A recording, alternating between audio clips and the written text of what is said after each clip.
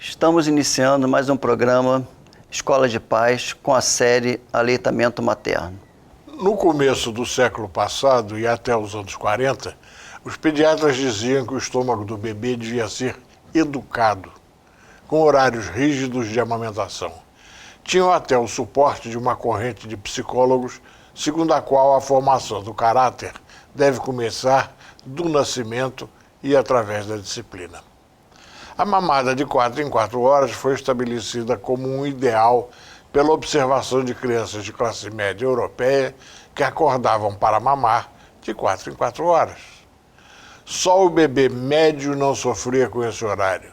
O que estivesse fora da curva estatística sofria, chorava, deixava a mãe ansiosa e acreditando que tinha um filho com problema. O problema, na verdade, era o velho pediatra, que uma vez afastado, dava liberdade à mãe para amamentar o bebê sempre que ele estivesse com fome e quisesse mamar. A velha teoria já está vencida há muito tempo. Bebês não vivem nem se alimentam pelo relógio. A necessidade de mamar está relacionada a vários fatores, como, por exemplo, as reservas do bebê, seu tamanho ao nascer, capacidade de crescimento e consumo de energia. Nada disso pode ser controlado pela sabedoria de um adulto com relógio no pulso. Hoje o bebê é alimentado quando dá demonstração de fome, e isso evita problemas comuns de alimentação. O recém-nascido não tem ainda processos mentais que permitam adiar a satisfação da fome ou que façam reduzir seu apetite. Na idade pré-mental, isto é totalmente impossível. A fome do bebê é uma necessidade básica imperiosa, uma questão de sobrevivência. Na luta pela vida, o impulso de satisfação é urgente, inadiável, reforçado biologicamente para assegurar a sobrevivência. Conter ou tentar conter essa força da natureza não é natural e contraria um dos impulsos mais necessários e poderosos do bebê. Hoje nós sabemos que a contenção da satisfação do apetite provoca reações que demonstram o extremo desamparo e desespero do bebê, que, não se sentindo apoiado, fica inseguro e entra em conflito com a mãe. Educação infantil não é e não deve ser moda ou modismo, capricho ou tese, e só funciona de fato quando resulta do respeito e da compreensão da criança em desenvolvimento, do seu mecanismo físico e mental, da dificuldade ou da facilidade que tem em cada estágio da sua vida para entender, aceitar, aprender e regular seu comportamento. A regra é, até os 3 meses, satisfazer ao máximo e com rapidez a todas as necessidades do recém-nascido, porque ele é totalmente dependente e não tem como controlar seus impulsos.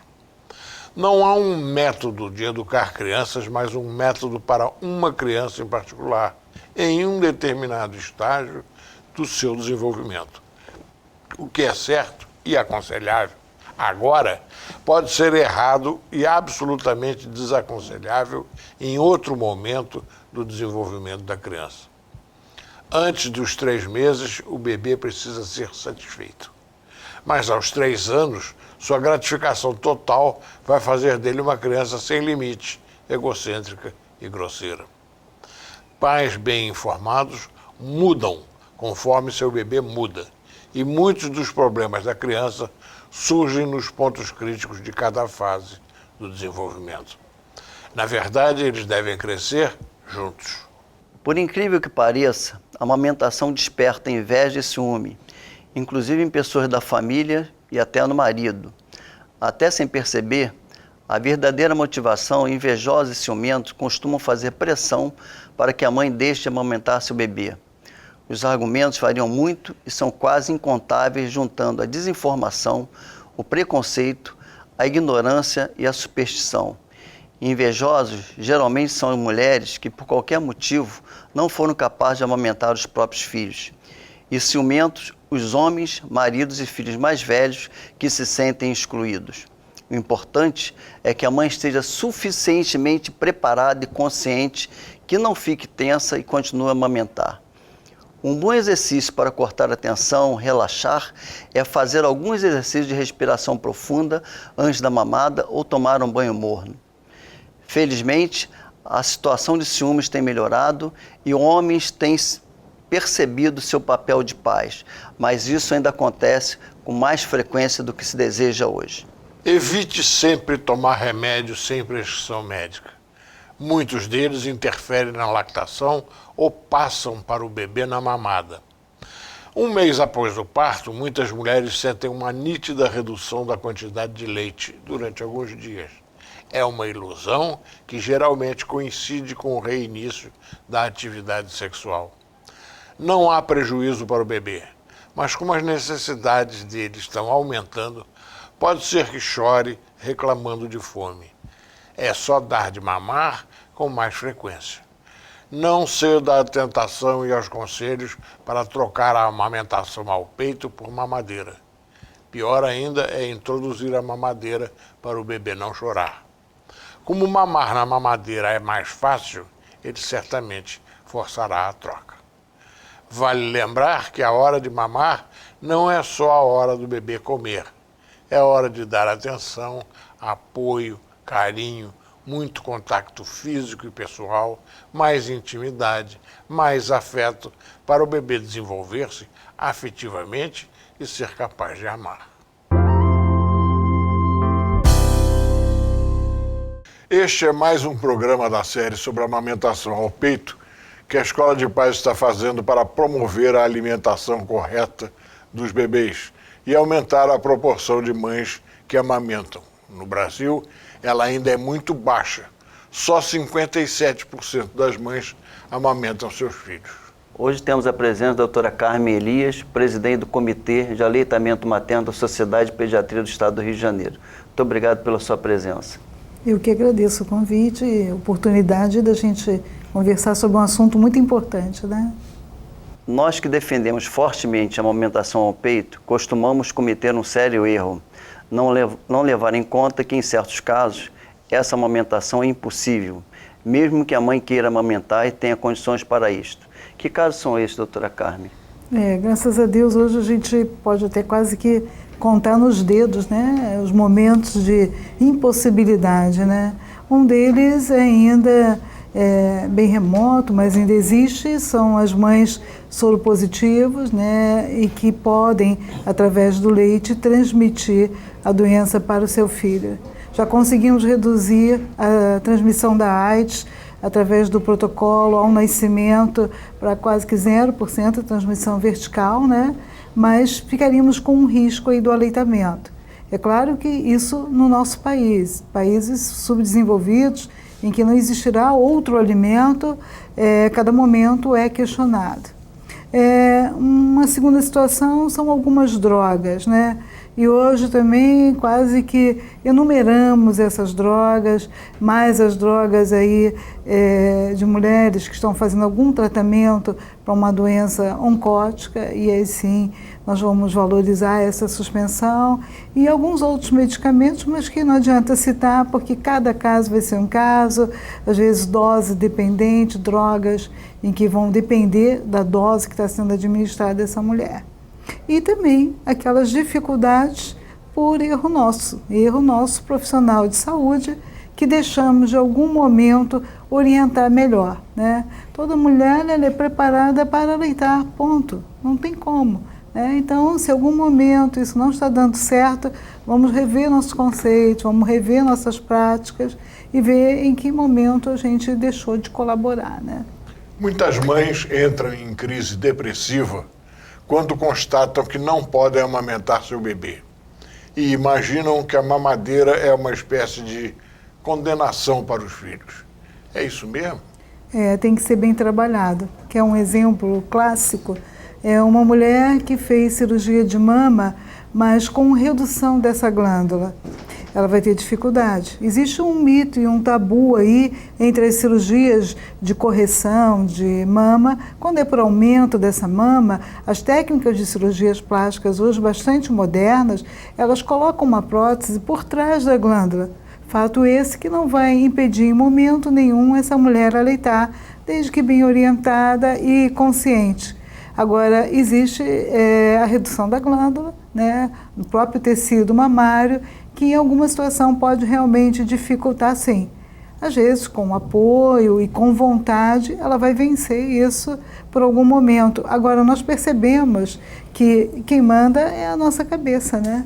Se em algum momento ali esse feedback, alguma situação de estresse, eu costumo dizer o seguinte, quando o leite sobe a cabeça, ele não desce ao peito. Se ela tem alguma preocupação que está incomodando, se ela está questionando o valor desse leite, exemplo, acho que meu leite está fraco, acho que meu leite é uma aguinha, não está alimentando. Se ela está vivenciando esse momento, nós temos que ajudá-la com reforço positivo para que ela possa ter êxito, porque senão não vai dar certo. A cada 10 nascimentos, 5 a 7 mulheres podem desenvolver, a gente já comentou aqui em outro momento, o blues, a tristeza pós-parto. E que basta só o apoio da família. Se ela não recebe esse apoio, se ela não é orientada nesse momento, nós vamos ter um insucesso no aleitamento. E isso acontece justamente quando ela chega em casa, que é do 5º ao 14º dia de vida desse bebê, que é um momento crucial. Até as campanhas do UNICEF, da Organização Mundial de Saúde, cometeram erros. Durante algum tempo afirmaram que toda mãe é capaz de amamentar. Chegaram ao exagero de aconselhar que mães com o vírus da AIDS podiam e deviam amamentar seus filhos. Isso é um assunto contraditório, né, doutora Carmen? Porque a questão do risco em países... No Brasil já foi... No começo tinha essa dúvida, mas hoje tem uns programas de complementação de leite, mas na África, em determinada parte das Áfricas, ainda há essa discussão, né? Claro, com certeza. Naquele país, naquela situação de pobreza, em que a família não vai ter um outro substituto para oferecer, ela vai morrer de infecções, de gastroenterite e vai piorar a situação, né? Às vezes você tendo um risco aí de 30%, o máximo que foi estimado essa transmissão, às vezes é melhor correr esse risco, é de 2% a 30%, né? Não recomendado para o nosso país. Nós temos, inclusive, portaria protegendo que o aleitamento é desestimulado, é contraindicado, né?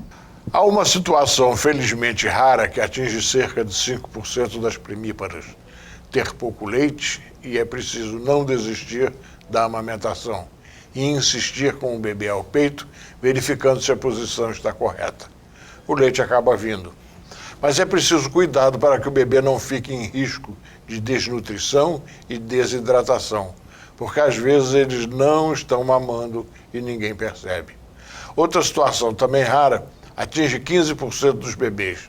Por uma série de razões, eles se recusam a mamar. É preciso insistir e verificar se não há uma razão física que impeça o bebê de sugar. Quando o bebê suga e não mama, geralmente é por causa da má posição da pega no seio. O corpo do bebê deve estar todo voltado para a mãe e não apenas sua cabeça. Mamar mal e pouco pode levar o bebê a riscos que podem chegar a ser graves, como danos ao cérebro. Recorra ao pediatra. O bebê pode ter uma obstrução nasal ou um problema no chamado céu da boca. Quando o bebê não mama, começa a perder peso, entra em processo de desidratação e urina pouco. Cuidado! Nos primeiros dias de vida do bebê, há uma perda normal de peso. É preciso não confundir. O problema é quando o bebê não está molhando e sujando a fralda no mínimo 6 vezes ao dia. Se está perdendo peso e a moleira está afundando, recorra imediatamente a um pediatra experiente. Doutora Carmen, em relação a programa Iniciativa Hospital Amigo da Criança, o que a gente poderia comentar a respeito disso? É justamente uma ação, né, vamos dizer assim, que desde 1990 a gente vem trabalhando essas ideias e em 94 o Ministério da Saúde, junto com a Organização Mundial de Saúde, o UNICEF, estabelecem, né, um incentivo para que as unidades possam ser hospitais amigos da criança e a gente passa a trabalhar justamente para não que aconteça essas situações de baixa ingesta, de pouco leite e qualquer um saiba orientar. Você tem uma unidade que a gente costuma dizer que vai do porteiro ao parteiro, passando pela gestão, pela direção, todos recebem um treinamento capaz, mostrando a importância de uma ação que é o aleitar, né, por si só, ser capaz de diminuir a mortalidade no nosso país. A gente tem aí que durante um ano, uma criança que é alimentada 6 meses subsequentes só exclusivos com leite materno, a gente consegue diminuir a 1.300.000 mortes a menores de 5 anos. Né? Isso é um impacto. Então essas ações vieram de encontro a esse desejo de você não só melhorar essa performance, mas como ser uma coisa mais natural. Nós costumamos dizer que dentro de uma unidade hospitalar amiga da criança, nós somos muitos a trabalhar a questão do aleitamento. E essa mulher tem que sair segura, porque lá fora basta uma pessoa, amiga, conhecida, numa situação de dificuldade, falar ao contrário, que se ela não estiver firme naqueles preceitos, ela deixa de aleitar. Mas dentro da iniciativa, ela é bem interessante, porque ela estabelece primeiro uma candidatura da unidade. A unidade tem que querer ser, né? O hospital tem que querer ser o hospital um amigo da criança. E no segundo momento, ele tem que trabalhar o seu corpo clínico, corpo de funcionários, porque todos vão ser treinados, né? São cursos preparatórios, tem uma carga horária específica, assuntos específicos, todos eles voltados à promoção do aleitamento, ao incentivo do aleitamento e ao apoio ao aleitamento. Às vezes basta você se colocar no lugar do outro, não criticar, mas entender a situação e você já está apoiando. Você já está aconselhando e ajudando naquele momento de alguma dificuldade.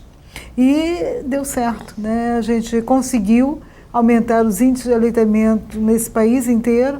Há uma proposta aí que, por volta de 2020, a gente esteja aí com uma prevalência em torno de 60% de aleitamento materno exclusivo até o 6º mês de idade. E é claro que vieram também ações políticas. Quando a vontade política existe, acontece, né? Foi o que aconteceu com o Hospital Amigo da Criança e metodologia Mãe Canguru.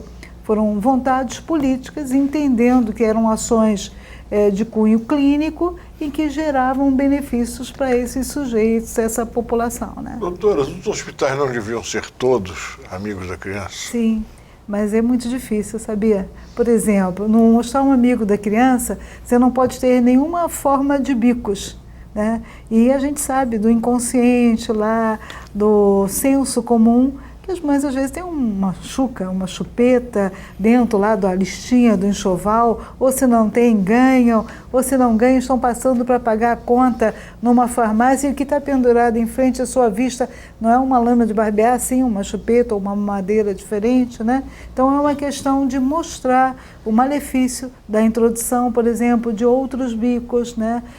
Nesse período. Então a gente trabalha a nível de alojamento conjunto, incentiva essa mulher que faça com que seu filho permaneça com ela as 24 horas do dia, porque se ela quer o melhor para o seu filho, ela vai sanar essas dificuldades, ela vai entender o não oferecer um chuca ou um bico e esperar a sua apojadura.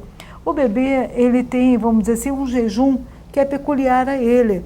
E por isso, o primeiro leite, o colostro, ele não é em grande volume, mas ele é em qualidade, em quantidade. É como se fosse um leite mais condensado. Então, pouco volume já satisfaz, né? A gente sabe, tem um mito aí da baixa ingesta, isso acontece, se a mãe ainda está preocupada, se ela ainda não teve essa pojadura com a produção do leite. Mas é fácil vencer com orientação, com tempo e com paciência. Aí é ter paciência de monge se quer atingir os seus objetivos. E o que é o método canguru? Método canguru é nada mais do que, além de colocar em contato pele a pele os bebês elegíveis. Que bebês elegíveis são esses? São os bebês menores de 2,5 kg, são os bebês ditos de baixo peso. No nosso país não tem muita influência esse peso, porque 2,5 kg está quase igual um bebê a termo, normal, porque o nosso clima é mais aquecido. No sul do país isso tem alguma influência, por isso que é uma norma. O Brasil adapta o método canguru, que é esse colocar no peito, manter o contato íntimo, aquecer o bebê, com um espelho em Bogotá. Bogotá, em final da década de 70, lá por 78, 79, ele começou a deslumbrar. Os médicos trabalhando as questões de superlotação trocaram a tecnologia pela mãe. Essa mãe ficava com um bebê extremamente prematuro, em torno de 1 quilo, grudado e ela aquecendo, exercendo o papel de uma incubadora. O Brasil e o resto do mundo fica mais ou menos aí uma década só observando o que acontecia em Bogotá e depois nós despertamos com outro olhar. Vamos manter sim a tecnologia à disposição, mas vamos utilizar o contato pele a pele para aquecimento, para estímulo, para humanização da nossa assistência. E aí foi o gancho. Foi quando uma proposta de atuação se transforma num projeto de lei, numa portaria em que se entende que o método canguru é uma política pública, sim, tão importante quanto o aleitamento. Hoje, você tem, às vezes, a nível privado, algumas mães implorando para fazer esse contato pele a pele. E a nível público, isso já é tradicional. Né? São pouquíssimas as unidades que desconhecem o método e seus benefícios, diminuindo taxa de infecção, diminuindo tempo de permanência e o tempo todo trabalhando na aproximação mãe-bebê, que nada mais é que estabelecer vínculos e interferir, melhorar as qualidades do aleitamento. Esses bebês vão para casa mais precocemente e a mãe mais preparada. Um bebê numa UTI, ele já participa do método canguru.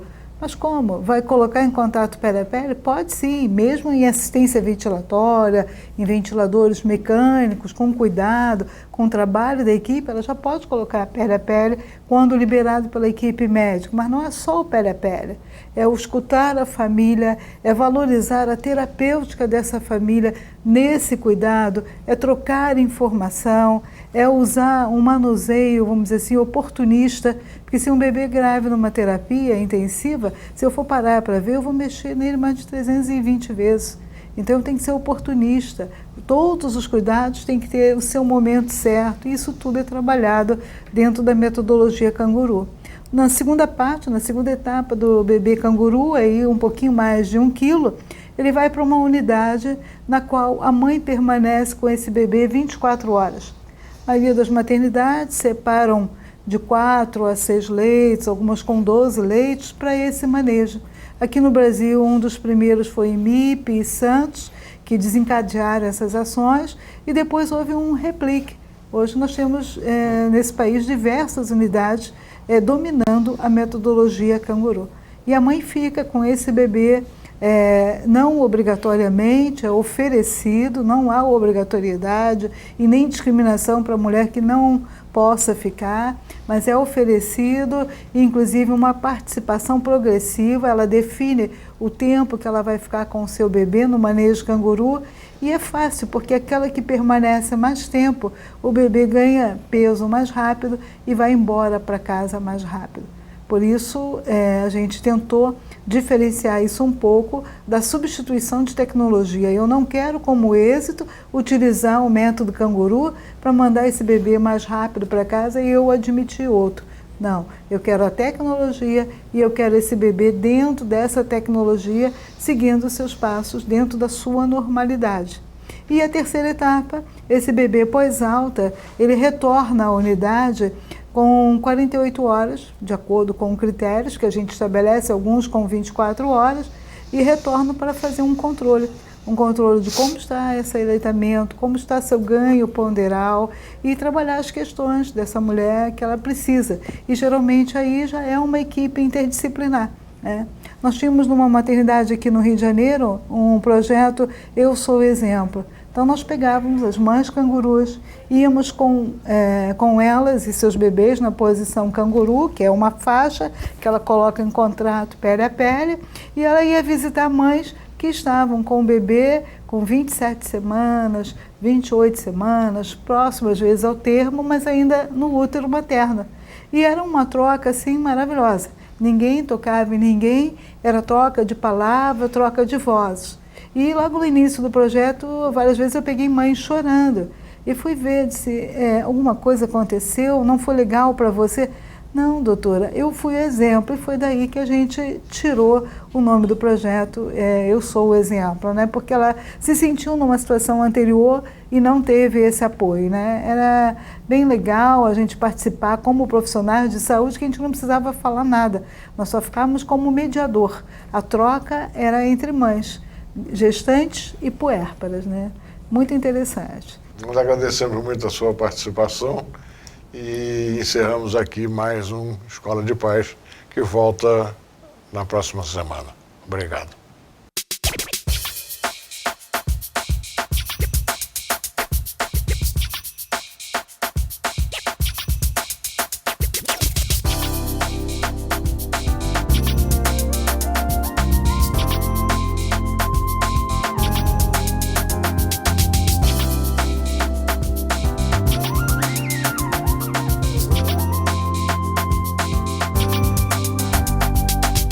Se você tem alguma dúvida, um problema, uma sugestão, escreva para mim. Dr. Edson Liberal, Soperge, Sociedade de Pediatria do Rio de Janeiro, Rua da Assembleia, número 10, sala 1812, Centro CEP 20011-901, Rio de Janeiro.